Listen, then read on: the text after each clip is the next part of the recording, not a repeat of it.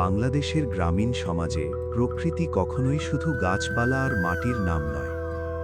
লোকজ বিশ্বাসে কিছু গাছ হয়ে উঠেছে অদৃশ্য জগতের নীরব প্রহরী।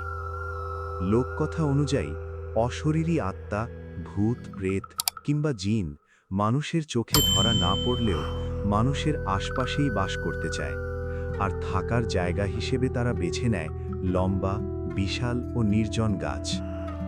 কারণ এসব গাছ দিনের আলোতেও রহস্যময়, আর রাত নামলেই হয়ে ওঠে আরও ভয়ঙ্কর।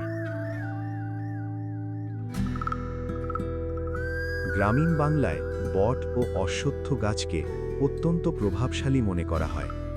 লোকবিশ্বাস অনুযায়ী এসব গাছে বাস করে ব্রহ্মদৈত্য, যাকে বলা হয় ব্রাহ্মণের অতৃপ্ত আত্মা। এই বিশ্বাসের কারণে সন্ধ্যার পর এসব গাছের নিচে যাওয়া অনেক গ্রামে আজও নিষেধ। বিশাল কাণ্ড, ঝুলে থাকা শিকড় আর গভীর ছায়া সব মিলিয়ে এই গাছগুলো মানুষের মনে এক অজানা ভয় সৃষ্টি করে। তেঁতুল গাছকে ঘিরে ভয় আরও স্পষ্ট। সূর্যাস্তের পর তেঁতুল গাছের ছায়ায় পা রাখা অনেক জায়গায় বিপজ্জনক বলে মনে করা হয়। লোককথায় বলা হয় এখানে আত্মা বা জিন অবস্থান করে। রাতে তেঁতুল গাছের নিচে অস্বাভাবিক নীরবতা আর ঠান্ডা বাতাস, এই অভিজ্ঞতাই হয়তো বিশ্বাসকে আরও শক্ত করেছে।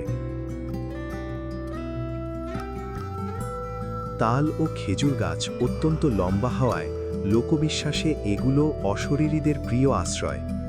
এই গাছগুলোর চূড়ায় কি আছে তা মানুষের চোখে পড়ে না, আর অজানাই তো ভয় জন্ম দেয়। গ্রামীণ বাংলায় বাঁশঝাড় মানেই রহস্য। বিশ্বাস করা হয় এখানে বাস করে বেশ ও ভূত।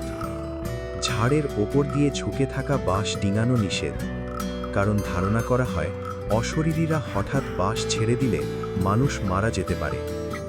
বাতাসে বাঁশের ফাঁপা শরীর থেকে বের হওয়া শো শো শব্দ এই বিশ্বাসকে আরও ভয়াবহ করে তুলেছে।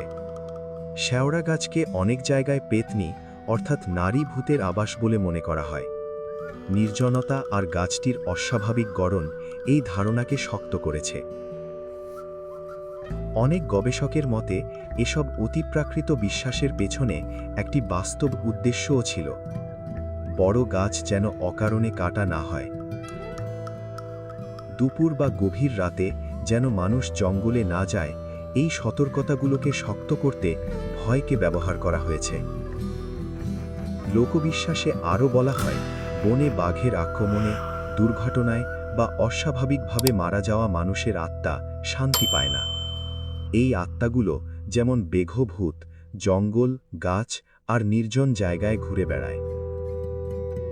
এই বিশ্বাসগুলো বিজ্ঞান দিয়ে প্রমাণ করা না গেলেও এগুলো প্রজন্মের পর প্রজন্ম ধরে চলে আসা গ্রামীণ বাংলার লোকজ ঐতিহ্য।